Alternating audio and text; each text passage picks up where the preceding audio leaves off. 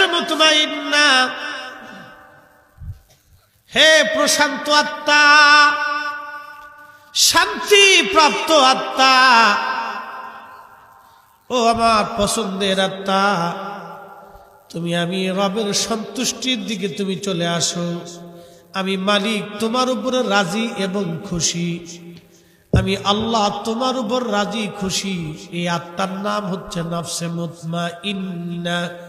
তুরজিই ইলা ইলা রাব্বিকি রাদিয়াতাম মারদিয়া ফাদখুলি ফি ইবাদি ওয়াদখুলি জান্নাতি।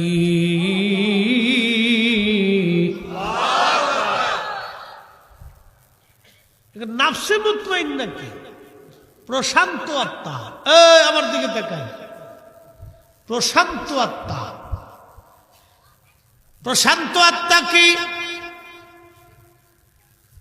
কামনা, বাসনা, রিয়া, অহংকার, অহমিকা, সমস্ত কুরিপুগুলি থেকে, কুকাজগুলি থেকে, খারাপ কাজগুলি থেকে নিজের নাফসকে বিরত রেখে, যে নাফস নিজেকে আল্লাহর দিকে ধাবিত করে দিয়েছে, এই নাফসের নাম নাফসে মুতমাইন্না।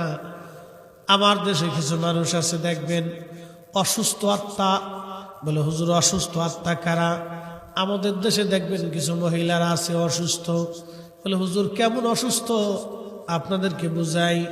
অসুস্থ আত্মার কিছু মহিলা আছে দেখবেন খালি পান খায় আর গিরাম বুড়ে খালি ঘুরে বেড়ায়।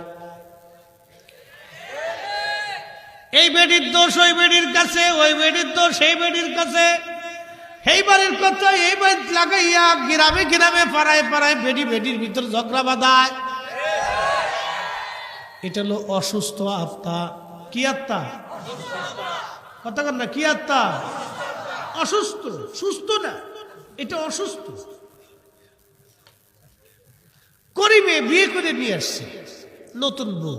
একটা মেয়ে ধরেন আপনি আপনাদের বন্দর ওই কুমিল্লা থেকে বিয়ে করে নিয়ে আসছে আপনার গজারিয়া টজারিয়া, অথবা আপনার আরেকটু যদি আগায় যান দাউদকান্দি। তো আপনাদের এলাকার সিচুয়েশন, সে গ্রামের সিচুয়েশন, আপনার ফ্যামিলির সিচুয়েশন, আপনার আত্মীয়তার সাথে একটা ম্যাচিং হইতে একটা মানুষের অন্তত 6 মাস সময় চলে যায়। কথা ঠিক কিনা?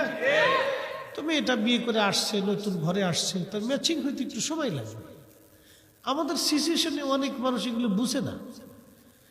ধ্যান ধরো না কত নিম্নতম, জানেন কত ফ্যামিলি 6 মাসেই নষ্ট হয়ে যায় শুধু ম্যাচিং হওয়া না হওয়ার কারণে, শুধু ম্যাচিং এর কারণে। ম্যাচিং হয়ে গেছে, অনেক প্রবলেম। সামাজিক ভাবে যে আমরা কত অসুবিধার ভিতরে আছি তার কোনো শেষ নেই। আমাদের বাংলাদেশের এমন কোন পাড়া নাই, গ্রাম নাই যে গ্রামে পাড়ায় ক্লিকবাজ না আছে। এটা অসুস্থ আত্মা। কম কি আত্মা? জোরে জোরে জোরে জোরে। অসুস্থ আত্মা। এটা সুস্থ না, এটা অসুস্থ। ফসা কুত্তার বিষ্ঠা চিনি না, কুত্তার বিষ্ঠা, কুত্তা খাইয়ে বমি করার পরে যেটা ফুটে থাকে এটার নাম বিষ্ঠা। এই কুত্তার বিষ্ঠা যেমন ফসা গান্ধা, এরকম অসুস্থ আত্মার মানুষগুলি হচ্ছে কুত্তার বিষ্ঠার মতো আন্দা গান্দা ফসা। কথা কন না কেন? ঠিক কিনা? নিকৃষ্ট কুত্তার বিষ্ঠার মতো অসুস্থ, অসুস্থ আত্মা। মনোযোগ দিয়ে। তো করিম বিয়ে করে নিয়ে এসছে, 1 মাস গেছে, বেচারা নতুন আসছে, অসুস্থতা তো হতেই পারে। আবহাওয়ার সাথে ম্যাচিং নাই, পরিবারের সাথে ম্যাচিং নাই, খাবারের সাথে ম্যাচিং নেই, তো শারীরিক অসুস্থতা তো আসতে পারে। তো শাশুড়ি মা খুব ভালো, করিমের মা খুব ভালো। তো বেটার বড় বলতেছে, মা তুমি অসুস্থ হয়ে পড়ছো, তা তুমি বিশ্রাম করো, রান্না বান্নার কাজটা আমি সেরে দিবানি, তুমি চিন্তা করতে হবে না। করিমা বাড়ি আসবে, আমি রান্না বান্না করে ওর খাবারের ব্যবস্থা করে দিচ্ছি। করিমের বাপু আসবে, আমরা মাই ভূতি একসাথে খাওয়া দাওয়া করে নিব, তুমি বিশ্রাম করো। ওই যে অসুস্থ আত্মার বেডি ফান চাবাইতে চাবাইতে সারা গ্রাম ঘুরে করিমের বাড়ি ঢুকছে। কর্মীর মারে কয়, করিমের মা কি করো? কয় রান্না বান্না করতেছি। করিমের বউকে কয় একটু অসুস্থ, বিশ্রাম করতেছে। কও কি? মেডিকেল ভাষা, আপনার ফরিদপুরের আঞ্চলিক ভাষা বলতেছে। কও কি? ফোলা বিয়ে করেছো কি? রান্না বান্না করেন নাকি? দেখছেন নি হেতার কি ব্যথা লাগতেছে, কত বড় শয়তান। শয়তানে কয়, ওরে খালা তুমি যতদিন আছো আমার আর চিন্তা নাই। এটা হলো অসুস্থ আত্মা। কথা কন না কে? কি আত্মা? কথা কন না, কি আত্মা? এগুলি অসুস্থ, কুত্তার বিষ্ঠার মতো এগুলি আন্দা গান্দা পোষা। কত মা বোনের সংসারেরা নষ্ট করছে তার হিসাব নাই। করোনা মহামারীর চাইতে ভয়াবহ কত বোনের সংসার নষ্ট করেছে তার হিসাব নাই। এগুলি অসুস্থ আত্মা। আল্লাহ রাসূল বলেন, উম্মত তোমার শরীরের ভিতরে একটা গোশতের টুকরা আছে, এটা যদি সুস্থ থাকে পুরা বডিটা সুস্থ, এটা যদি অসুস্থ হয় পুরা বডিটা অসুস্থ। আলা ওয়াহিয়াল কালব, সাবধান সেটা তোমার আত্মা। আত্মা আত্মা আত্মা আত্মা। এটা যদি সুস্থ হয় পুরা বডি সুস্থ, এটা অসুস্থ হলে পুরা বডি অসুস্থ। এই জন্য মুফতি আর মুনাজের মুহাদ্দিস যাই হও না কেন, ওয়াক্তা বক্তা তক্তা, আত্মা যদি অসুস্থ হয় তার ওই লেখাপড়া দিয়া 4 পয়সাও কাজ হবে না।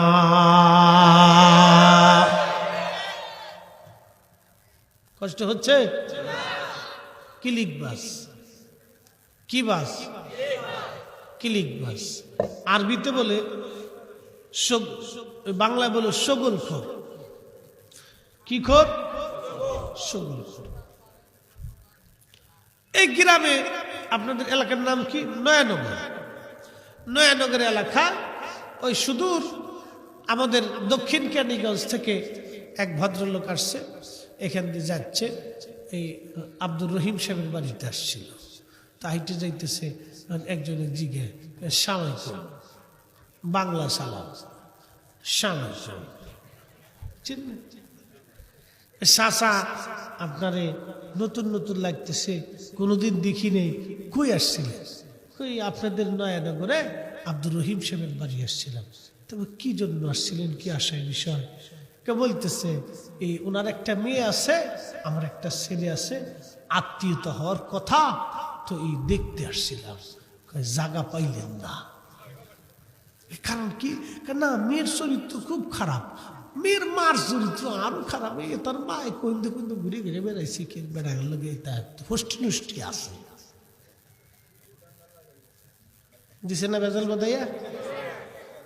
এরকম লোক মানে নয়ানগরে নাই। কথা কর না কেন? শুনিও, খালি কি নয়ানগর, বাংলাদেশের সব নগরই আছে। এলে অসুস্থ আত্মা। যেরকম কি আত্মা? অসুস্থ আত্মা। অসুস্থ আত্মা।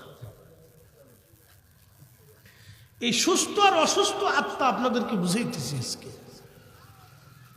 আল্লাহু আকবার। قد أفلح من زكاها وقد خاب من دساها। আমার মালিক আল্লাহ কোরআনে বলেন, ও বান্দা, তুমি তোমার নফসটাকে, আত্মাটাকে যদি পরিশুদ্ধ করো তাহলে তুমি নিজে সফল কাম হলা। আর তোমার আত্মা যদি অপরিশুদ্ধ থাকে তাহলে তুমি ধ্বংস হয়ে গেলা, ধ্বংস হয়ে গেলা, ধ্বংস হয়ে গেলা, ধ্বংস হয়ে গেলা। এজন্য পৃথিবীর যত অলির কাছে যাইবেন, আগে তারা কালবের সবক দেয়, তাজকিয়াতুন নফসের সবক আগে দেয়। আগে এইটারে ঠিক করো, তারপরে আমার কাছে বসো। আগে এইটা ঠিক করো, বাকি মঞ্জিলগুলি পরে আসো। আগে নফসকে কন্ট্রোল করো, যদি করতে পারো তাহলে তুমি কামেলদার। এই নফসকে কন্ট্রোল করার জন্য মাহে রমজান আল্লাহ দিয়ে দিছে। রমজান দিয়ে আল্লাহ শিখাইলো সুবহ সাদিক থেকে সূর্যাস্ত পর্যন্ত তোমার সামনে খাবার থাকবে, পানি থাকবে, তুমি দেখবা, লড়াইবা কিন্তু খাইতে পারবা না। সারাদিন রমজান শেষে আল্লাহর বান্দা যখন ইফতারগুলি সামনে নিয়ে হাতের মধ্যে লড়ায়, আল্লাহ ডাক ডাকে, ফেরেশতারা আমারে বান্দা সৃষ্টি করতে নিষেধ করছিলি, আজকে তাকায় দেখ ওদের সামনে খাবার আছে, পানি আছে, সব আছে, কিন্তু আমার বান্দারা খাবারগুলি খায় না, পানিগুলি খায় না। আমার বান্দা তৃষ্ণা লাগছে, ক্ষুধা লাগছে, তারপর আমার বান্দা খায় না। ফেরেশতারা রে, আমি আল্লাহর ভয়ে ওরা খায় না, যা ফেরেশতারা তোরা সাক্ষী থাক, আমি আমার বান্দার জীবনের গুনাহগুলি মাফ করে দিলাম। শুনে যান, সুস্থ অসুস্থ আত্মা। এই জন্য দেখবেন কিছু মানুষ বেহুদা খালি বকাবাজি করে, অসুস্থ আত্মা। কিছু মানুষ দেখবেন বেহুদা মিশে কথা বলে, অসুস্থ আত্মা। কিছু মানুষ দেখবেন বেহুদা ঝগড়া ফাসাদ করে, অসুস্থ আত্মা। কিছু মহিলারা দেখবেন হুদেই সংসারের ভিতর ঝগড়া করে, গ্রামবাসী প্রতিবেশীর সাথে ঝগড়া করে, অসুস্থ আত্মা। কি আত্মা? কথা কর না, কি আত্মা? অসুস্থ। অসুস্থ না, অসুস্থ।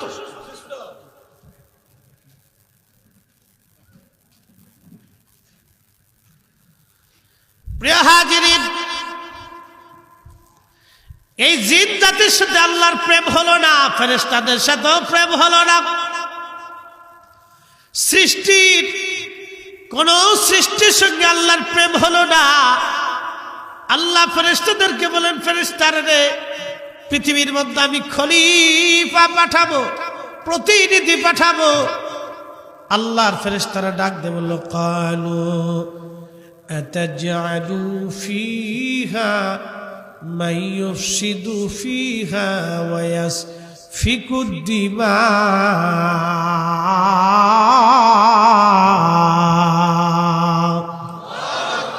একটু জবান খুলে পড়েন আল্লাহুম্মা সাল্লি আলা।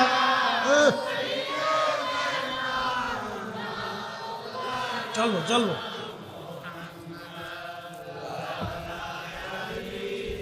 ঠান্ডা এমন ভাবে লাগছে, পুরো একবারে মাথা মতো ধরে লাগছে, সাদিতে থাকে। ঠান্ডা এমন লাগছে, তা বলার ভাষা নেই। মাথা টাথা দিয়ে একবার ধরে ফেলছে, একবারে সাপ দিয়ে ধরে রাখছে। ওই বোনাটা কি প্রত্যেক দিনই তো গুতাগুতি,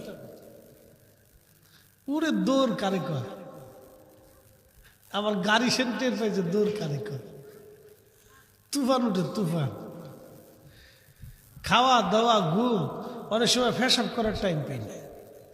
হুজুর হুজুর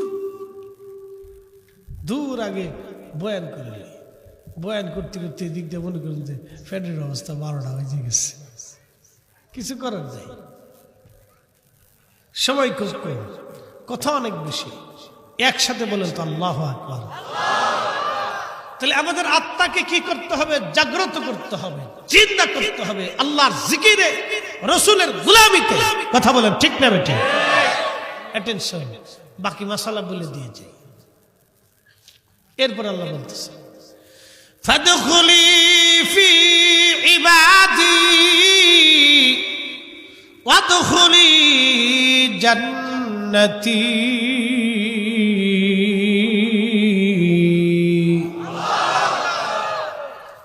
হ্যাঁ নফসে মুতমাইন্না, প্রশান্ত আত্মা, প্রশান্ত আত্মা, আমি মালিক তোমার উপরে খুশি, তোমার উপরে আমি আল্লাহ খুশি। খাজা বাবা আজমিরের উপরে আল্লাহ খুশি, খাজা বাবা আজমিরের উপরে আল্লাহ খুশি, খাজা বাহাউদ্দিন নাশমান বুখারীর উপরে আল্লাহ খুশি, মুজাদ্দিদ আল ফসানির উপরে আল্লাহ খুশি, শাহজালাল ইয়ামানের 360 আউলিয়ার উপরে আল্লাহ খুশি, 4 ইমামের উপরে আল্লাহ খুশি, হুজুর গাউসে পাকের উপরে আল্লাহ খুশি, দুনিয়ার যত ওলিরা নফসে মুতমাইন্নার অধিকারী তাদের উপরে আল্লাহ খুশি। আল্লাহ বললেন ফাদখুলি ফি ইবাদি, আমার পেয়ারা আমার সন্তুষ্টভাজন বান্দা, ওয়াদখুলি জান্নাতি, তাদের সাথে তুমি জান্নাতে চলে আসো। এজন্য আল্লাহর ওলিরা মরার পরে, ইন্তেকালের পরে কবরে যাওয়ার সাথে সাথে তাদের কবরটাকে আমার আল্লাহ রওজা বানায় দেয়, জান্নাত বানায় দেয়। আল কবরু রওজাতুম মিন রিয়াজিল জান্নাহ, তাদের কবরটা রওজা হয়ে যায়, রওজা হয়ে যায়। খাজা বাবা আজমিরের কবর রওজা হয়ে গেল, খাজা মাইনুদ্দিন চিশতের কবর রওজা হয়ে গেল, হযরত হুজুর গাউসে পাকের কবর রওজা হয়ে গেল, হযরতে মুজাদ্দিদ আল ফিসানির কবর রওজা হয়ে গেল, বাহাউদ্দিন নাসরুল বুখারীর কবর রওজা হয়ে গেল, 4 ইমামের কবর রওজা হয়ে গেল। ওলি আব্দুল গাউস কুতুবদের নফসে মুতমাইন্নার অধিকারী যারা, তাদের কবরগুলি রওজা হয়ে যায়। আরে উম্মত সাহাবীদের কবর রওজা হয়ে গেল, তাবিন তাবিদের কবরগুলি রওজা হয়ে গেল। নবীর কারণে উম্মতের কবর যদি রওজা হয়, আমার রাসূলের কবরকে যারা রওজা বলতে নারাজ, ওগেরা জুতা দিয়ে বাইরে এই স্টেজ থেকে নামানোর দরকার।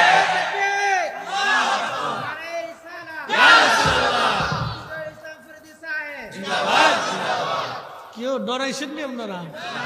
হয় কোরআন ঠিক না ওদেরটা ঠিক? হুজুর কোরআন ঠিক, তাহলে ওনার 14.5 গোষ্ঠী বেঠি।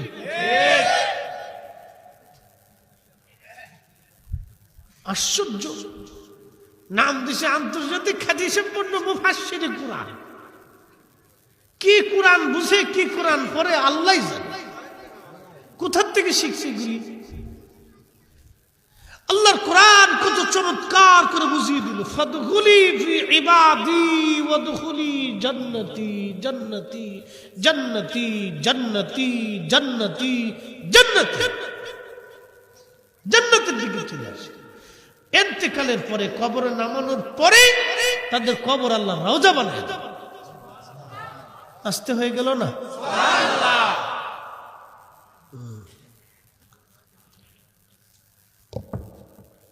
মনোযোগ।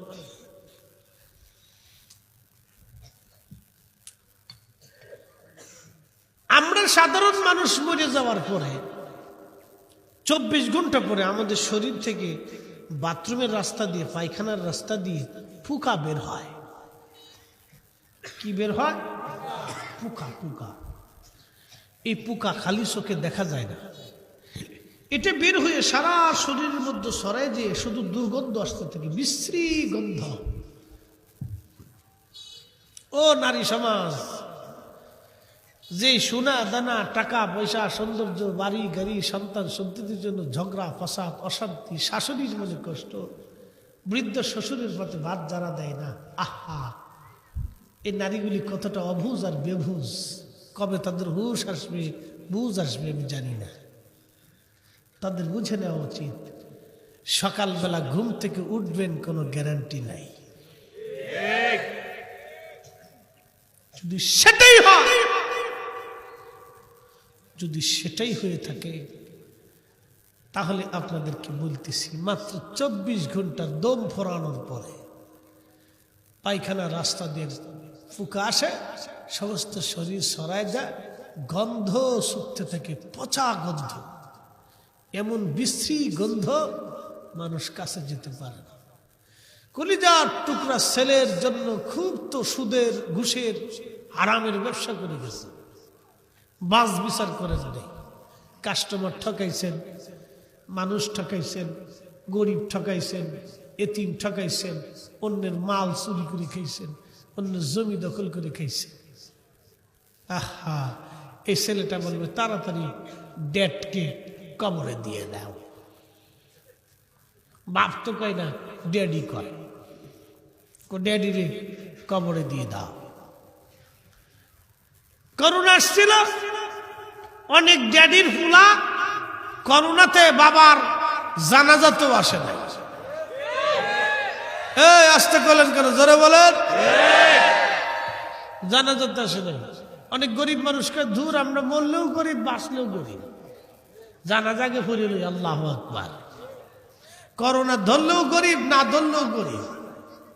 মাস্ক পরলেও ধরবে, না পরলেও ধরবে। আমি ওই সময় কত লক্ষ মানুষের সাথে যে মুসাফা করছি তার হিসেব নাই।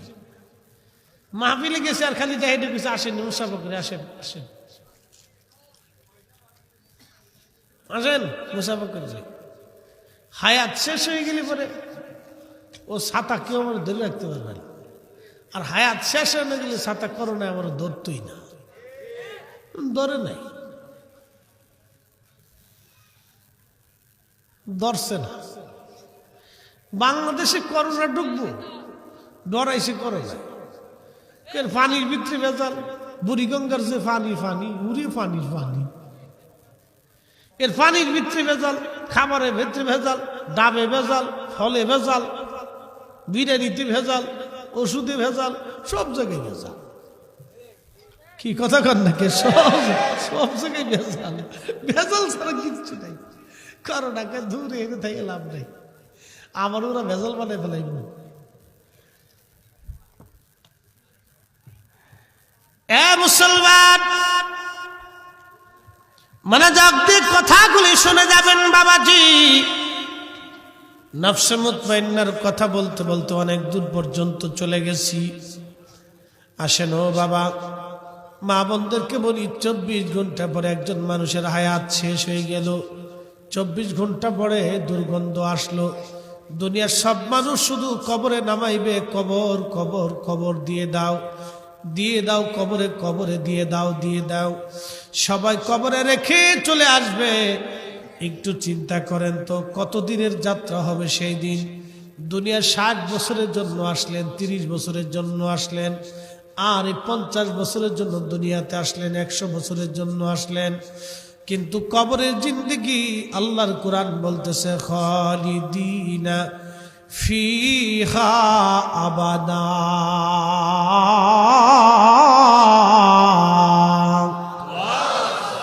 চিরদিন চিরদিন চিরদিন চিরদিন।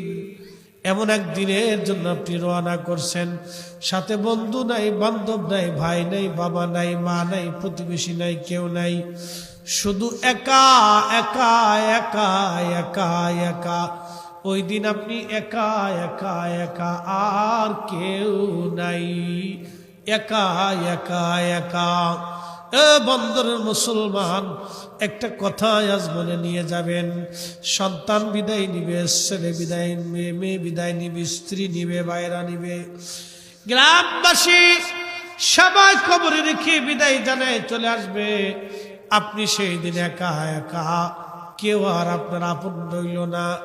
তবে যদি দুনিয়ার থেকে নফসে মুতমাইন্নার অধিকারী হয়ে কবরে যান, তাহলে আপনাকে দেখার জন্য একজন আসবে, তিনি রাহমাতুল লিল আলামিন। চিৎকার মেরে জোরে বলেন না ইয়া রাসূলুল্লাহ।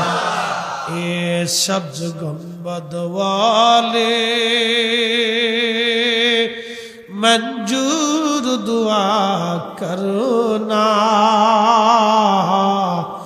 जब वक्त नजा आए आका दीदार अता करना,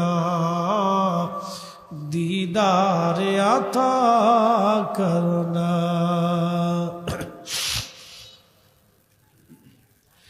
मैं कब्र अंधेरी में घबराऊंगा जब तन्हा में, कब्र अंधेरी में घबराऊंगा जब तन्हा, इमदाद मेरी करने आजाना रसूल अल्लाह, इमदाद मेरी करने आजाना रसूल अल्लाह। रोशन मेरी तुर्बत को लिल्लाह जरा करना जब वक्त नजा आए आका दीदार अता करना दीदार अता करना।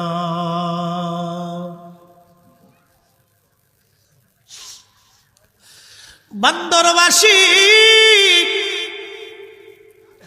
नफ्से मुतमाइन्नार कथा जेहेतु आसছি আজকে বলে দিয়ে যায়, মা বোনেরা শুনে যাবেন। নবীর দরবারের অনেক সাহাবী ছিল, ১৬ লক্ষ, ১,২৫,০০০ সাহাবী ছিল। রসুল কারীমের দরবারে ১,২৫,০০০। এই ১,২৫,০০০ সাহাবীর মধ্যে একজন সাহাবী ছিলেন, তার নাম হযরত জুলাইবী রাদিয়াল্লাহু আনহু। অত্যন্ত বেঠে খাটো মানুষ ছিল। আমাদের দেশে দেখবেন কিছু মানুষ আছে বামন বেঠে, আছে না?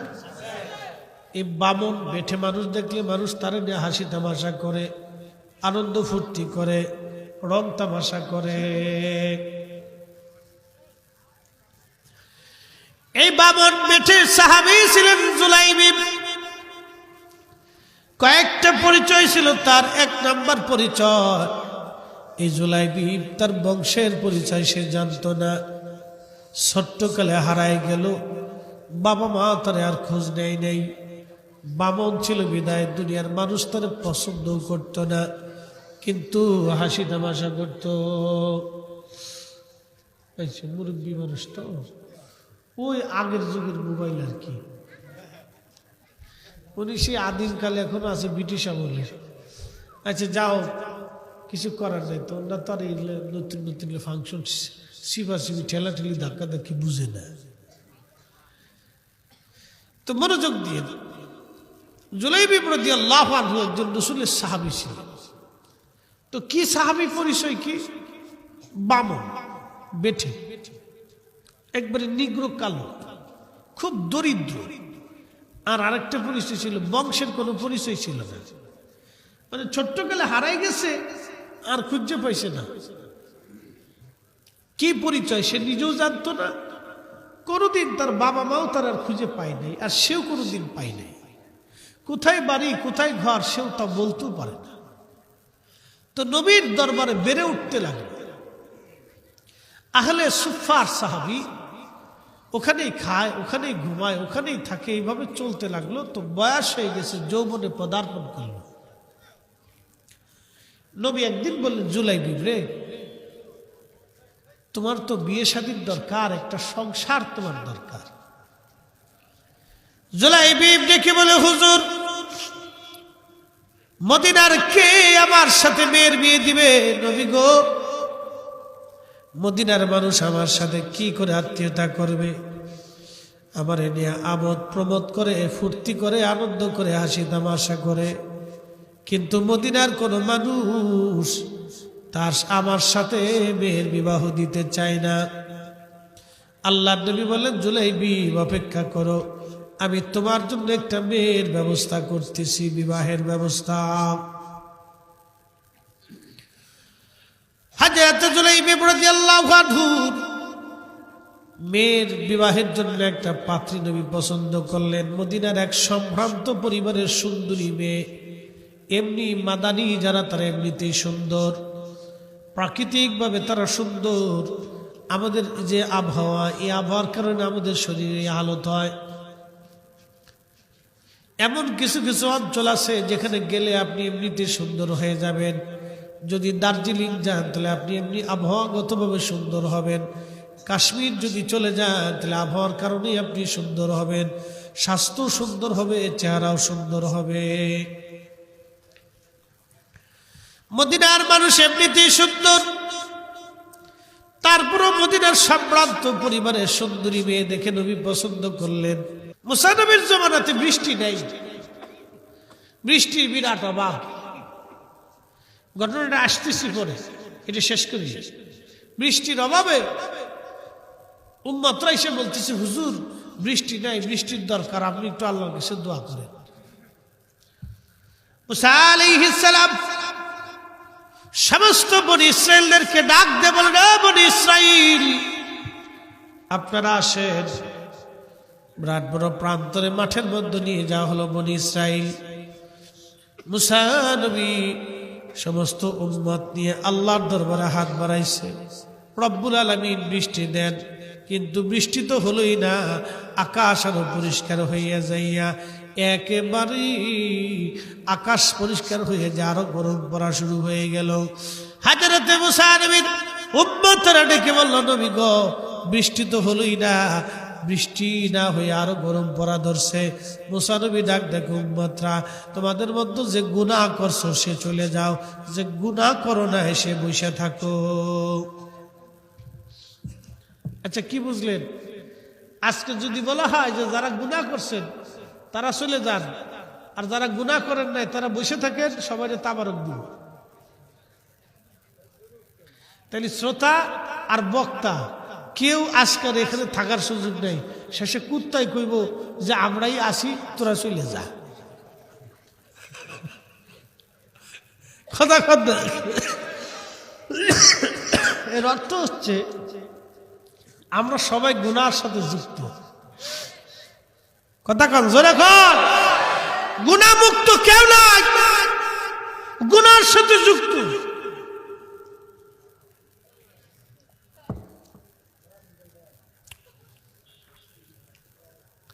তো অনেক উম্মত চলে গেছে, কয়েকজন বসে দিচ্ছে, আবার দোয়া শুরু করছে। বৃষ্টি তো হইলই না, আরো গরম ফরা দিচ্ছে। বনি ইসরাইল কইতেছে, ওগো নবী, কি কাজ হইল? বৃষ্টি তো হইলই না, আরো গরম ফরা ধরছে। এবার মুসা আলাইহিস সালামকে, শোনো, একটা গুনাহ যে করছো সে চলে যাও, আর একটা গুনাহ যে করো না সে বসে থাকো। সব চলে গেল। বিরাট বড় মাঠ, লক্ষ লক্ষ মানুষ, ফাঁকা হয়ে গেল। মাঠের এক কোণে কানা বসে রয়েছে। কানা কানা কেডা বসে? দেখেন কানা। মুসা নবী ডাক দেখ, কানা, শোনস নাই? একটা গুনাহ যার আছে তাকে চলে যেতে বলেছি, তুমি বসে রয়েছো কেন? অন্ধ ডাক দেখে, নবী গো, মনে পড়ে না জীবনে কোনোদিন একটা গুনাহ আমি করেছি। আরো জোরে, আরো জোরে। তেলের গাড়ি তেলে চলি,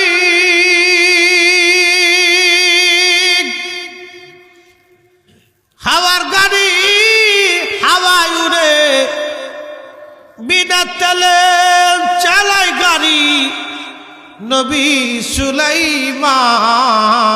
আমরা সেই মুসলমান, আমরা সেই মুসলমান। এই জন্য চেহারা দেখে আল্লাহর দরবারে কোনো ফয়সালা নাই। বিরাট বড় বড় সার্টিফিকেট দিয়ে আল্লাহর দরবারে ফয়সালা নাই। অনেক বড় মুনাজির আজম, মুফতি আজম, বিরাট বড় খেতাব, নাম হলো ইদ্দুর, খেতাব হলো ওয়াদ্দুর। নাম তার ছোট্ট, খেতাব তার বিরাট। এলাসালা খেতাব দিয়ে কিয়ামতের ময়দানে নাজাতের কোনো ফয়সালা নাই, কোনো রাস্তা নাই। বন্দরের মুসলমান, নারায়ণগঞ্জবাসী, মুসা নবী ডাক দেখো, আল্লাহর বান্দা, তুমি অন্ধ, জীবনে কোনোদিন গুনাহ করো নাই বলে, হুজুর, তবে একটা ভুল আমি করছিলাম, যদি গুনাহ হয় আমি চলে যাব, গুনাহ না হলে আমি বসে থাকবো। বলে, আল্লাহর বান্দা, কি ভুল করছিলা তুমি বলো? লোকটা বলে, হুজুর, আমি একদিন রাস্তা দিয়ে যাচ্ছিলাম, রাস্তার পাশেই একটা বাড়ি ছিল, এই বাড়ির সদর দরজা খোলা ছিল। আমি ওই সদর দরজার দিকে তাকানোর পরে অন্দরমহলে একজন বেগানা নারীর, তার শরীরের দিকে নজর চলে গেল। অন্দরমহলে নারীরা তো সাধারণত নিজেদের ইচ্ছা অনুযায়ী থাকে। হুজুর, যখন আমার চোখটাই অন্তর্বহল একজন বেগানা নারীর প্রতি যায় পড়ল, তখন আমি আমার চোখটাকে ঘুরাইলাম। চোখটাকে ঘুরাই বললাম, এ চোখ, তুই আজকে আমার একটা বেগানা নারীর দিকে আমার নজর তুই নিয়ে চলে গেলি, আজকে আর তোরে রাখবো না। হুজুর, আপনি আমার অন্ধ দেখতেছেন, আমি অন্ধ ছিলাম না। আমি আমার জেনার গুনার থেকে বাঁচানোর জন্য আমার চোখটাকে অন্ধ বানায় ফেলছি।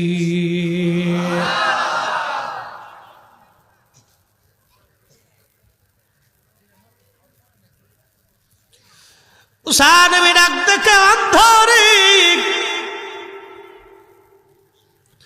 বুঝছি গুনাহ তো হয় নাই,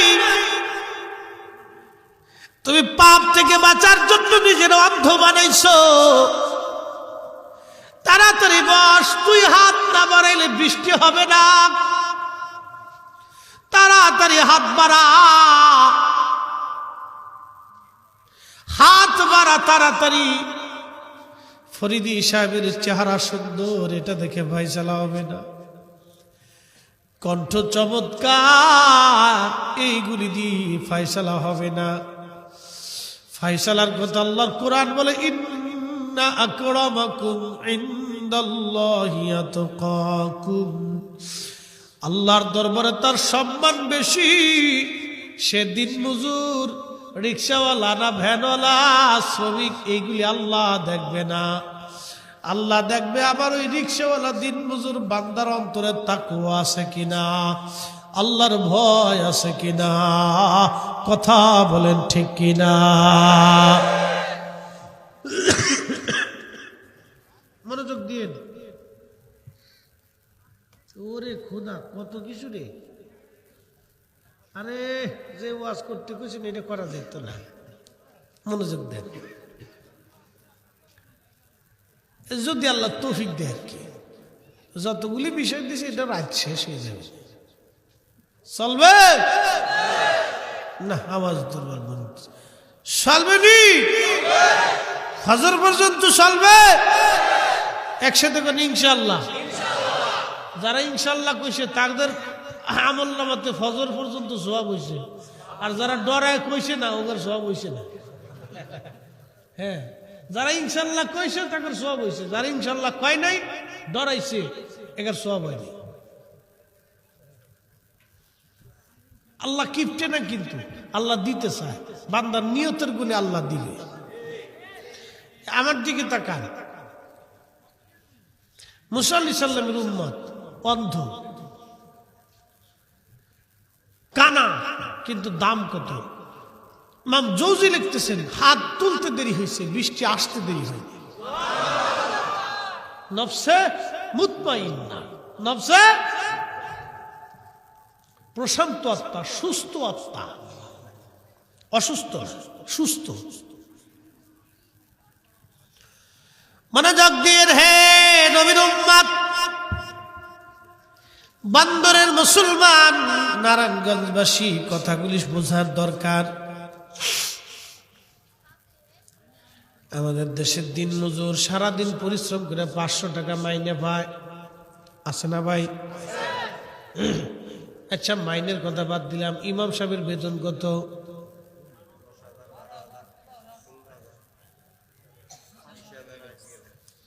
20,000। সেটা হলো বড় মসজিদ, টাইলস করা, ডিসি লাগাই, এসি ডিসি ফিসি ফুসি যা আছে সব।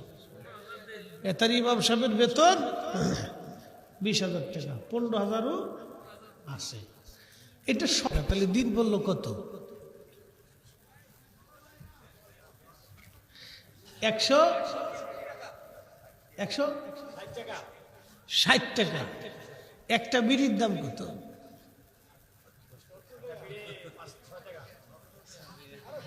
17 টাকা একটা বিড়ি। সর্বনিম্ন ধরে না, সর্বোচ্চ কত? সর্বোচ্চ 5 টাকা। সর্বনিম্ন হলো 5 টাকা, সর্বোচ্চ 17 টাকা। আচ্ছা, একজন প্রত্যেক দিন কয়টা বিড়ি খায়? কি ব্যাপার কইতেছেন না? কারণ নাকি কেউ 2 প্যাকেট করলো কিনা? কেউ 10টাও খায়, কেউ 20টাও খায়। আমি একজনের জিগে কয়টা খান, কয় 60টা লাগে।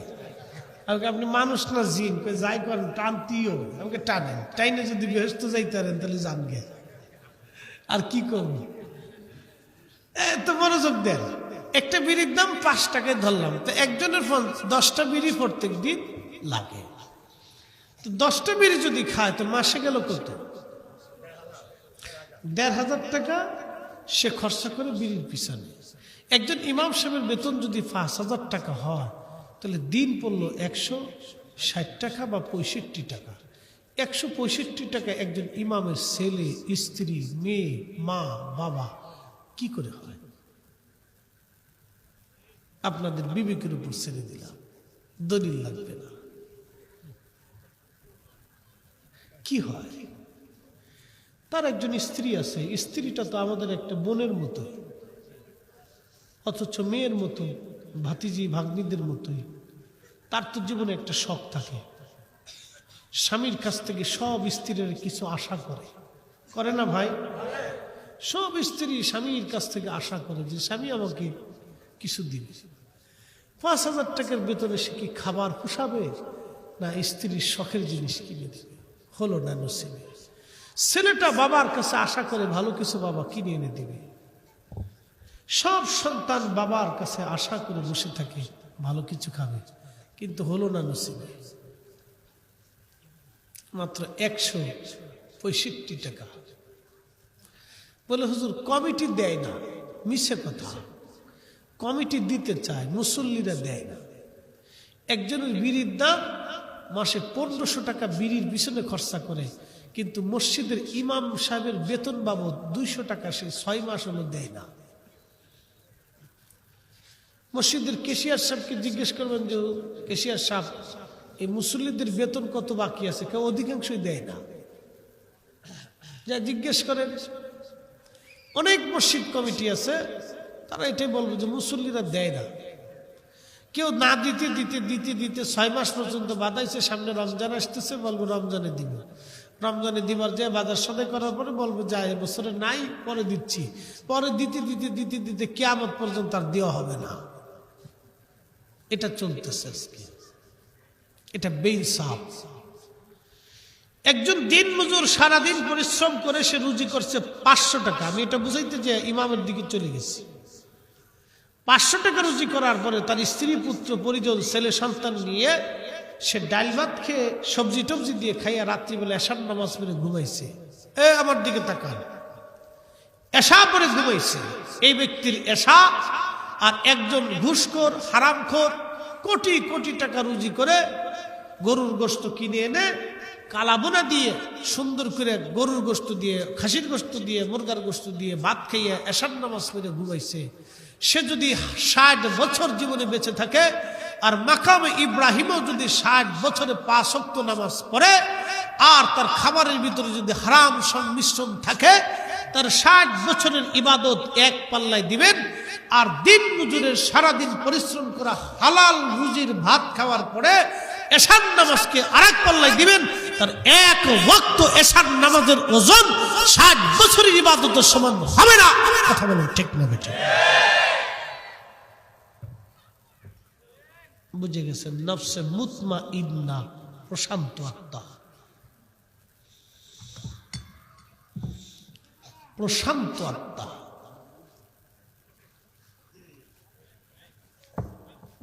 কষ্ট হয়েছে আপনাদের? এই ওয়াজটা বাড়ি পর্যন্ত নিয়ে যাবেন, হাসতে হাসতে জান্নাতে যাবেন। এই ওয়াজটা বাড়ি পর্যন্ত নিবেন, হাসতে হাসতে ভেসতে চলে যাবেন। যত সেজদা দিবেন ততটাই কবুল হবে। যতবার আল্লাহকে ডাক দিবেন উহুদ পরিমাণের হয়ে যাবে। 1 টাকা আল্লাহর পথে খরচা করবেন, উহুদ পরিমাণের চাইতে আল্লাহ বাড়াই দিবে।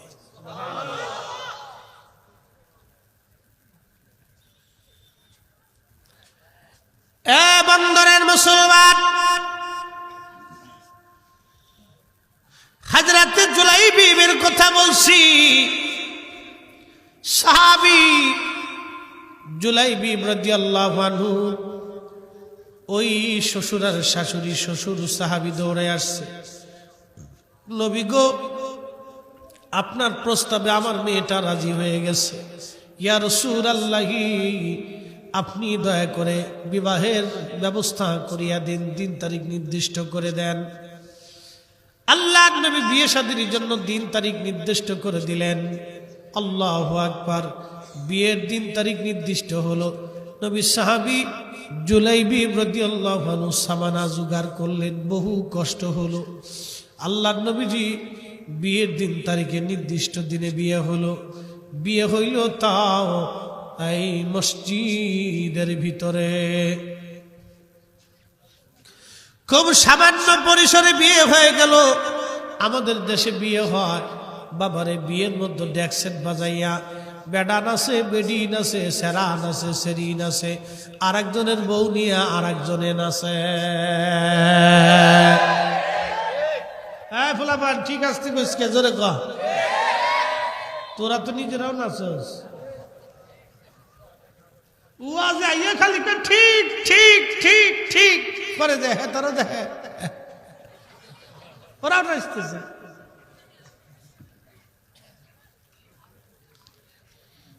বন্দরে মেহেদিবা স্টেডিয়াম আছে নাকি? বন্দরের স্টেডিয়ামে যদি নর্তকী আনা হয়, নর্তকী চিনছেন যে বেডিরা নাচছে পয়সা রুজি করে, ভারত থেকে বাংলাদেশ থেকে মিক্সার সুন্দরী সুন্দরী বেডি এনে যদি বন্দরে নাচের ব্যবস্থা করা হয়, এদেশের লক্ষ লক্ষ পোলাপান নাচ দেখার জন্য চলে যাবে। আসতে করলেন কে জোরে কর, লক্ষ লক্ষ ছেলেরা নাচ দেখার জন্য চলে যাবে। আর অর্থ কি? ডিমোশন ডিমোশন প্রমোশন নাই। বন্দরবাসী মহিলারা মনে যাইতো না, হ্যাঁ বেটিরাও যাইব, মাইরি ফেলছে রে।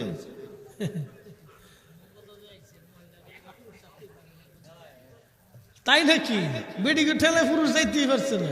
আরে সব বোনাস, তা তো বেডিকের পাওয়ার বেশি, কিছু করার নাই। তাহলে ওইসে কাজ। মুসলমান খুবই মনোযোগ দেন। হযরত জুলাইবির বিয়ে হলো, সাদা সিধে বিয়ে। আল্লাহু আকবার। বিয়েটা হলো, বিয়ের আসলে নবীজি ঘোষণা দিলেন, তোমরা আমাদের সঙ্গে কে জিহাদের ময়দানে যাবা তাড়াতাড়ি চলো। ও বন্দরবাসী, ওয়াজ আমার শেষ, রাত বেশি করে কষ্ট দেব না, আমার মূল কথাগুলি আপনাদের সামনে তুলে ধরেছি। বন্দরের মানুষ মা বোনেরা শুনিয়া যান। বিয়ের মজলিস থেকে জুলাইবি বলল, ইয়া রাসূলুল্লাহ আমি আপনার সঙ্গে জিহাদের ময়দানে যাইতে চাই। জুলাইবি স্ত্রীটা দেখতেও গেলেন না। মদিনার এত সুন্দর সুন্দরী একটা মেয়ে সে বিয়ে করলো, তাও সম্ভ্রান্ত পরিবার, মদিনার ধনী পরিবারে বিয়ে হয়ে গেল। একটা নজর স্ত্রী দেখার জন্য তিনি গেলেন না, সরাসরি জিহাদের ময়দানে চলে গেলেন। প্রচন্ড যুদ্ধ হলো। ইমাম ইবনু কাসির তাফসীর ইবনু কাসিরের মধ্যে লেখেন, এই প্রচন্ড যুদ্ধে বহু সাহাবী শহীদ হয়ে গেল। হযরত জুলাইবি এই ময়দানে শহীদ হয়ে গেলেন। আহারে, আল্লাহর নবী ডাক দেয়া বলেন, সাহাবীরা রে, তোমরা সব সাহাবীদের লাশগুলি নিয়ে আসো, আমি নবীজি নিজে সবাইকে দাফন কাফন করে আমরা আবার মদিনায় ফিরে চলে যাব।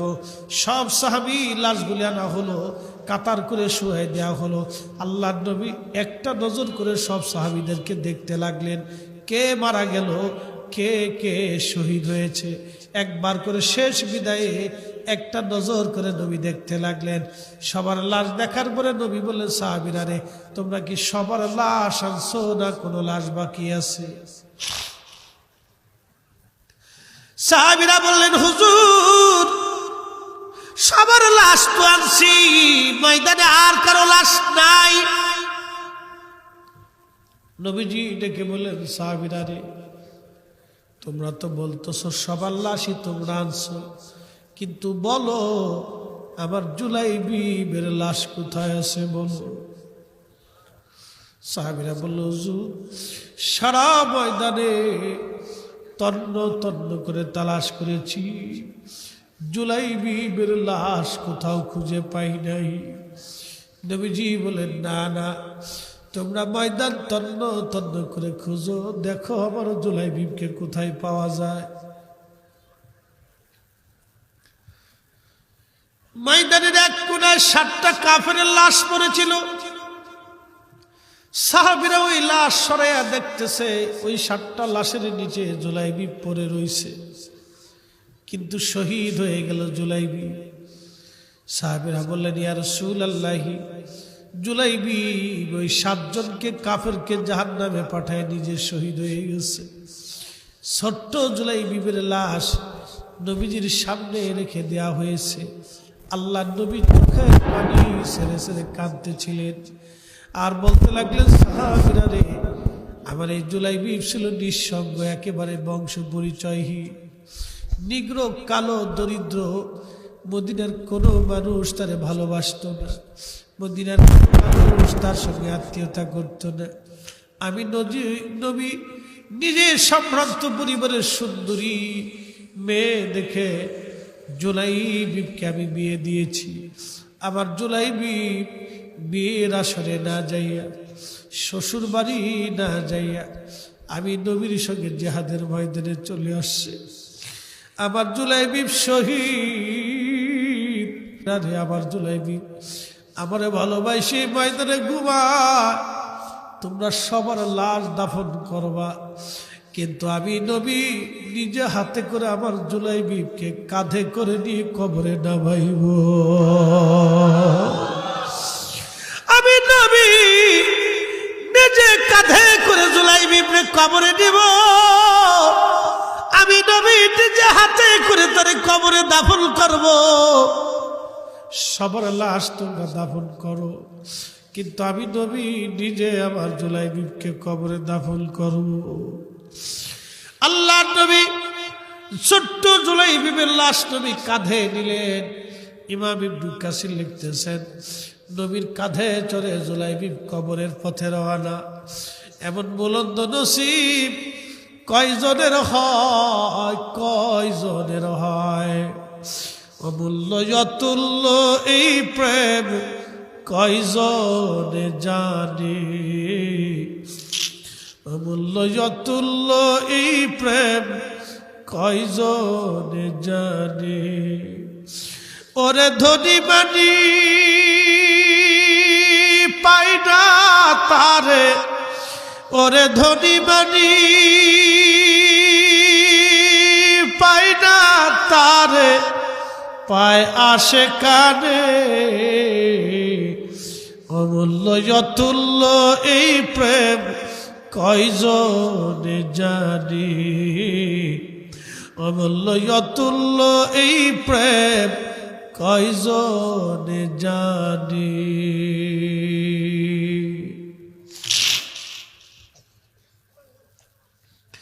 আল্লাহ নবী নিজে কাঁধে করে জুলাইবিবকে নিজে হাতে করে নবী কবরে নামাইছে। সাহাবী জীবন কত বুলন্দ, আহা, রহমতের নবী শেষ বিদায়ে জুলাইবিবের কবরের মধ্যে নবী নেমে নিজে বিদায় দেয়। আহা, উম্মতের কত বড় সৌভাগ্য, উম্মতের কবরে রাসূল তশরিফ। একবার জোরে বলা যাবে কি ইয়া রাসূলুল্লাহ। উম্মতের কবরে রাসূল তশরিফ, শেষ বিদায় নবীজি নিজে হাতে বিদায় দিচ্ছেন কবরে নেমে। এর চাইতে বুলন্দ নসিব একজন সাহাবীর জীবনে আর কি হতে পারে। আহা, একজন সাহাবী, বাড়ি নাই, ঘর নাই, বাবা নাই, মা নাই, একেবারে নিগ্র, বেঠে বাবদ। আল্লাহ দুনিয়ার এত বড় সুখ, এত বড় ভালোবাসা ছেড়ে দিয়ে সাহাবী রাসূলের ভালোবাসায় ময়দানে শহীদ হয়ে গেল। আল্লাহ নবী নিজে কাঁধে করে নিয়ে তার কবরে নামাইল। আহা, এমন সৌভাগ্য কয়জনের হয়, কয়জনের নসিবে এমন সৌভাগ্য হয়। মদিনায় ফিরে চলে আসলেন নবীজি। মসজিদে নববীতে বসে নবী কেঁদে ফেললেন। যেই মেয়েটা নবীর কথায় জুলাইবিবকে ভালোবেসে বিয়ে করলো, আহা, সে তো আজ বিধবা হয়ে গেল, তার কি পরিণতি হবে। আল্লাহর নবীজি মসজিদে নববীতে কেঁদে ফেললেন। দুই হাত ভরে আল্লাহর দরবারে বললেন, রব, আমার কথায় মেয়েটা ভালোবেসে জুলাইবিবকে পছন্দ করলো, বিয়ে করলো। এমন একটা নিগ্র ছোট্ট ছেলে, বংশ পরিচয়হীন একটা ছেলেকে আমি রসুলের কথায় ভালোবাসায় সম্মানে যে মেয়েটা বিয়ে করলো, আমার জুলাইবিব শহীদ হয়ে গেছে, এই মেয়েটা বিধবা হয়ে গেছে। আমি রসুল ওই মেয়ের পক্ষে তুমি রবের কাছে দরখাস্ত করলাম, আল্লাহ তার জীবনটাকে তুমি কল্যাণময় করিয়া দাও, বরকতময় করিয়া দাও। তার জীবন তুমি কষ্টময় করিও না, তার জীবনকে বরকতময় করো, কল্যাণময় করিয়া দাও। আল্লাহ নবী এই দোয়া করার পরে সারা মদিনায় সংবাদ ছড়ায় গেল, ওই মেয়েটার জন্য রসুল দোয়া করে দিয়েছেন। আর সবাই জানতো নবীর দোয়া করলে দোয়া ফিরে আসে না, ওই দোয়া কবুল হয়ে যায়। মদিনার হাজার হাজার পরিবার থেকে প্রস্তাব আসলো, ইয়া রাসূলুল্লাহ, আপনি আমাদের পরিবারে ওই মেয়েটাকে দিয়ে দেন, আমার ছেলের সঙ্গে ওই মেয়েটাকে দিয়ে দেন, আমার ভাইয়ের সঙ্গে এই ছেলে মেয়েটাকে দিয়ে দেন, আমরা আমাদের পুত্রবধূ হিসেবে ওই মেয়েটাকে চাই। শত শত হাজার হাজার পরিবার থেকে নবীর কাছে প্রস্তাব গেল, হুজুর আপনি এজাজত দিলে ওই মেয়েটাকে আমরা পুত্রবধূ হিসেবে আনতে চাই। যেই মেয়ের সুখের জন্য নবী দোয়া করে দেয়, কল্যাণের জন্য নবী দোয়া করে দেয়, ওই মেয়েটা যার ঘরে থাকবে তার ঘরে কল্যাণ আসবে, তার ঘরে বরকত আসবে, অপরিসীম নিয়ামত আসবে। মদিনার ভিতরে এই মেয়েটা সবচেয়ে সম্মানিত হয়ে গেল, ইজ্জতওয়ালা হয়ে গেল। এই জন্য নবীর গোলামি যারা করে দুনিয়াতেও ধনী, কবরেও ধনী। কথা বলেন ঠিক না বেঠে? এ শব্দ গম্বদ ওয়ালে मंजूर दुआ करना, जब वक्त न आए आका दीदार आता करना, दीदार आता करना। मैं कब्र अंधेरी में घबराऊंगा जब तन्हा, इमदाद मेरी करो दे आज़ान रसूल अल्लाह, इमदाद मेरी कर दे आज़ान रसूल अल्लाह। रोशन मेरी तुर्बत को लिल्लाह जरा करना, जब वक्त न आए आका दीदार आता करना। अरे তাদের জীবন আলোচনা করলে আপনার শরীর শিহরে উঠবে, কল্পনা করতে পারবেন। দুনিয়ার সব কিছু থেকে জুদা হয়ে রসুলের মোহাব্বতে জীবন দিয়ে তাদের জীবনকে ধন্য করে চলে গেল। আল্লাহ রসুল নিজে কাঁধে করে তার কবরে নামাইছিল। একসাথে বলবেন না আল্লাহু আকবার। রসুল যারে কাঁধে করে কবরে নামা, তার আখিরাতটা কতই না সুন্দর ছিল, পরকালটা তার কতই না সুন্দর ছিল। রাদিয়াল্লাহু আনহুম ওয়া রাদু আন, জাযাউহুম ইনদা রাব্বিহিম জান্নাতু আদনিন তাজরি মিন তাহতিহাল আনহারু খালিদিনা ফিহা আবাদা। আল্লাহ জান্নাত তাদের জন্য নির্বাচন করে রাখছে। আমরাও যদি রসুল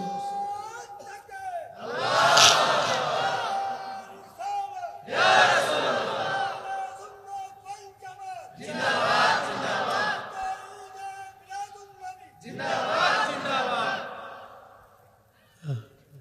ঠিক আছে।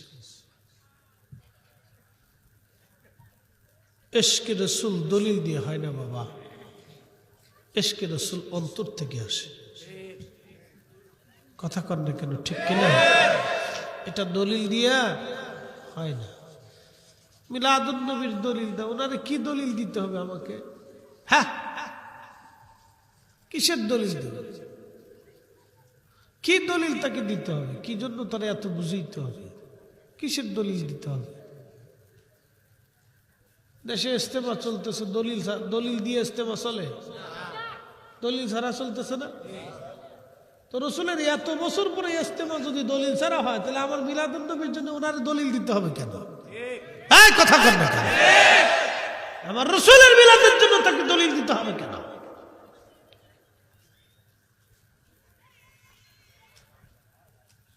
কিসের জন্য দলিল দিতে হবে?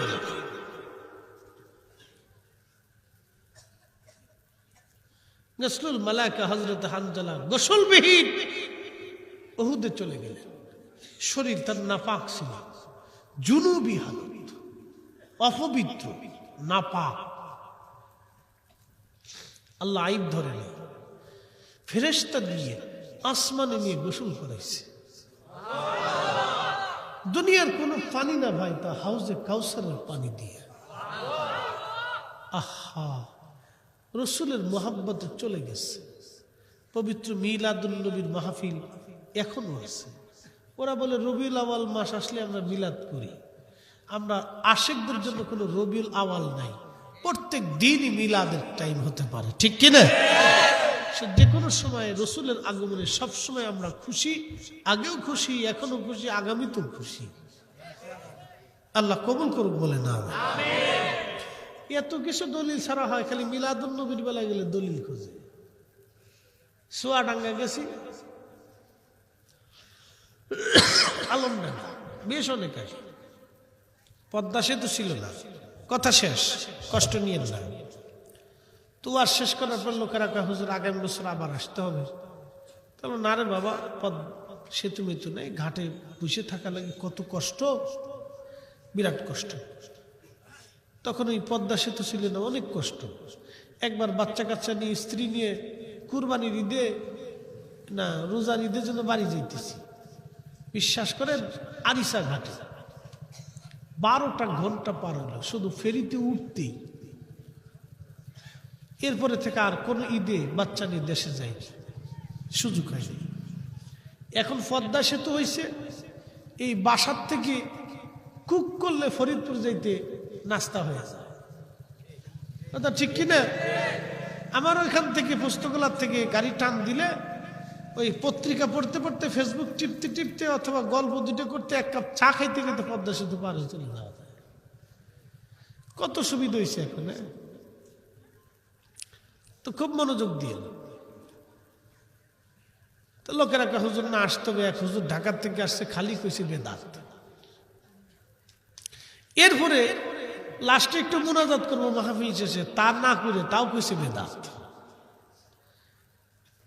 এই হুজুর আর দাওয়াত দেওয়া যাবে না, আপনার আসতে, আপনার ওয়াজ বালা লাগছে। আমি বললাম যে না, ওই হুজুরকে আবার দাওয়াত দিবেন। না, তাই বললাম না, ওই হুজুরকে দাওয়াত দিবেন, 3 দিন তারা খুব সুন্দর করে তফসির করাবেন। তফসির করা শেষ হয়ে যাওয়ার পরে গরম করে 1 কাপ চা খাওয়াইয়া, কিছু ফল ফ্রুট নাস্তা মাস্তা যদি থাকে, সে তো মেহমান, মেহমানকে সম্মান করা রসুলের সুন্নত। তো তারা খাওয়াই টাওয়াইয়া লম্বা সালাম দিয়ে গাড়ির ভিতরে উঠে কেমন যে হুজুর ওই আগামী বছর শায়েক, আগামী বছর আবার আসতে হবে, এই আবার 3 দিন আমাদেরকে তফসির শুনাইতে হবে। শায়েক সালাম দিয়ে বিদায় দিয়ে চলে আসবেন। তো তাই শায়েক সাহেব যখন পয়সা করি পকেটে না দিবেন, কিন্তু মামু টামু দিয়েন না।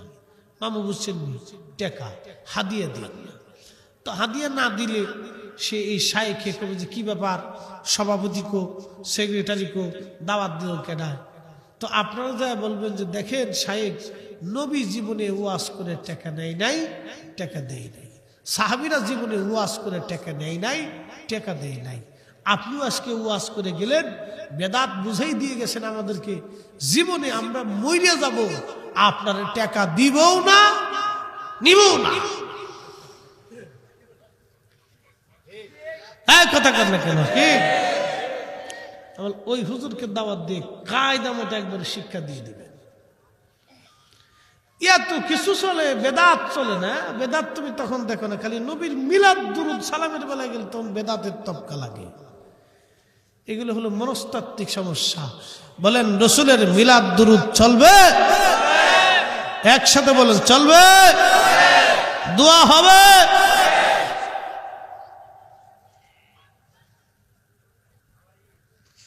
জানাজার পরে দোয়া করবেন। আচ্ছা শোনেন, এটা ফরজ না, কিন্তু তারপরে বুঝাইতেছি। জানাজা একটা ইবাদত, দোয়া আর একটা ইবাদত। এখন তাদের যুক্তি হলো যে জানাজা তো করে ফেলছি, জানাজা তো দোয়া হয়েই গেছে, আবার নতুন করে দোয়ার দরকার কি? যুক্তি সুন্দর, যুক্তি কিন্তু খারাপ না, যুক্তি ভালো। হেগার মগজ কিন্তু আপনার মগজ একবার খারাপ না, ও তো ভালো মগজ, কিন্তু গলদ আছে, মতলব খারাপ। এই জানাজার দোয়া, জানাজার পরে তাদের যুক্তি কি এটা জানাজার মতো হয়ে যায়, এটা বেদাত। আচ্ছা এখন প্রশ্ন করি, জানাজার জন্য কি উত্তর দিকে ঘুরিয়ে জানাজা পড়লে হয়? বুঝছে কর না বুঝছে কর? জানাজা উত্তর হইতো না, তাহলে কোন দিক? কেবলামুখী হয়ে জানাজা পড়তেই হবে, কথা কর না? সবাই জানাজা দাঁড়াইছে অজু করে, ইমাম সাহেব অজু ছাড়া জানাজা পড়াইলি হইব না? কেন অজু লাগবো নি? কথা কর না, অজু লাগবো। আচ্ছা লাশ সামনে না রেখে জানাজা পড়লে হয় না? বুঝে কইছ না বুঝে কম? আচ্ছা লাশ সামনেও রাখতে। এখন আসেন জানাজার পরে যে দোয়া, এই দোয়া কি উত্তর দিকে ঘুরে করলে হয় না? জোরে কন। আপনারা কিন্তু ফতোয়া দিতেছেন, আমি দিচ্ছি না, হবে নিও। তাহলে বোঝা গেল এই দোয়ার জন্য কেবলা শর্ত। তাহলে জানাজা দোয়া আর এই দোয়া এক দোয়া না। লাশ সামনে না হলে চলবে না, না। এই জানাজার পরে সাধারণ যে দোয়াটা, এটা লাশ থাকলেও চলে, না থাকলেও চলে। তাহলে জানাজা দোয়া, এই দোয়া এক দোয়া। আবার আসে অজু ছাড়া এই দোয়া চলবে না? চলবে, হয়ে যাবে, কিন্তু অজুটা হলো উত্তম। অজু না থাকলে তাকওয়ার খেলাফ। কিন্তু জানাজা কোনো মতেই অজু ছাড়া হবেই না, কি কথা কর না? তাহলে জানাজা এই দোয়া এক দোয়া না। ছোট্ট করে বুঝাইলাম যুক্তি দিয়ে, দলিল দিলে সারা রাজ্যে হবে। তাহলে জানাজার দোয়া আর এই দোয়া এক দোয়া না, আলাদা দোয়া। অতএব করলে কোনো অসুবিধা নেই। এখন যারা না করলেও চলে, তারা হলো ওই দলের সদস্য আল্লাহর মাগফিরাত এবং রহমত থেকে বান্দাকে জুদা করতে চায়। আমরা আল্লাহর মাগফিরাত রহমত থেকে বান্দাকে জুদা করব না। একসাথে জোরে করলাম মারহাবা। বিরাট দলিল দিছি,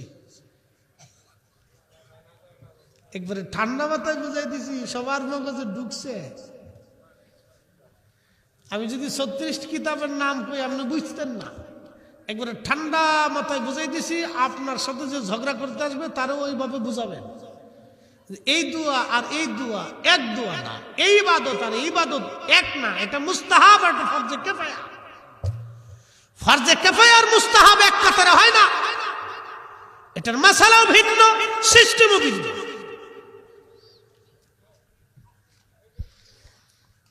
মিলাদ কিয়াম ফজিলত আছে নাকি? ফজিলত এখন বুঝাইতে গেলে তো রাত চলে যাবে না, তারপরে একটু বুঝাই। মিলাদ শুরু করার সময় কোরআন তেলাওয়াত হয় কিনা? এক এক হরফে কত নাকি? আস্তে করে না, একসাথে জবাব দেন, কয় নাকি? তাহলে নেকি আছে না নাই? দুরূদ শরীফ এক দুরুদে কয় নাকি? 10 নাকি। কয়টা গুনাহ মাফ হবে? কয়বার রহমত নাজিল হবে? তাহলে নেকি আছে না নাই? মিলাদে জিকির হয় কি হয় না? জিকিরে আফজালু জিকির লা ইলাহা ইল্লাল্লাহ, প্রত্যেক জিকিরে জিকিরে জিকিরে নেকি আছে না নাই? নবীজির নাত গাইলে নেকি হয় কি হয় না? এরপরে আমরা দোয়া করলে দোয়ার ভিতরে নেকি আছে না নাই? মানুষে খাওয়াইলে নেকি আছে না নাই? তাহলে মিলাদে নেকি নাই খুশি কেনা? এখন যে তালাশ করে পায় না তার চশমা হলো কালা, দুনিয়া দেখে কালা। চশমা লাগাইছে বেদাতের চশমা, এই জন্য দুনিয়ার সব দিক দিয়ে খালি বেদাত দেখে বেদাত দেখে। আপনার চশমা বেদাতের চশমা না, আপনার চশমা হলো ইশকে রাসূলের চশমা। মিলাদ চলবেই চলবেই চলবেই, কথা কর না কেন, ঠিক না বেটা?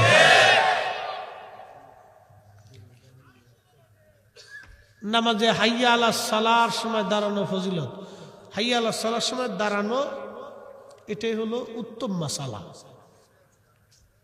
সুন্নত তরিকা হলো হাইয়া আলাস সালাহ বলার সময় দাঁড়ানো, তবে আগে দাঁড়ালে দাঁড়াইতে পারে, অসুবিধা নেই, কিন্তু সুন্নত তরিকা হচ্ছে হাইয়া আলাস সালাহ বলার সময় দাঁড়ানো। যদি ইমাম সাহেব ওই পদ্ধতিতে সবাইকে শিখে করে তো আলহামদুলিল্লাহ, অসুবিধা নেই, করবেন। তবে অনেক মসজিদে অনেক জায়গায় আগেও দাঁড়াইতে পারে, মুস্তাহাবের খেলাফ আর কি। সুন্নত হচ্ছে হাইয়া আলাস সালাহর সময় হলো বিশুদ্ধটা আর কি। আল্লাহ আমাদের কবুল করুক, আমিন। আর কি? আচ্ছা, তাহলে কিয়াম করে নিয়ে আসেন, নবীজিকে দাঁড়ায় সালাম জানাই, ইয়া নবী।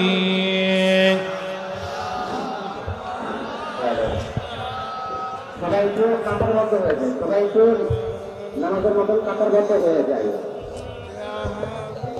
ইয়া হাবিব সালাম আলাইকা সালাওয়াত সাইয়্যিদি ইয়া রাসূলুল্লাহ ওয়া সাইয়্যিদি ইয়া হাবিবাল্লাহ। নবী গো দেখেন কতকাইয়া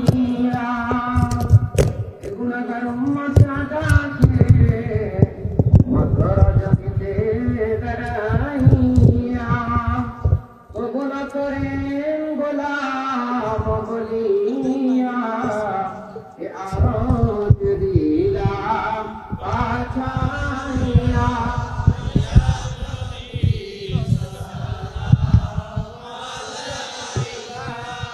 Ya Rasul salam, ya Nabi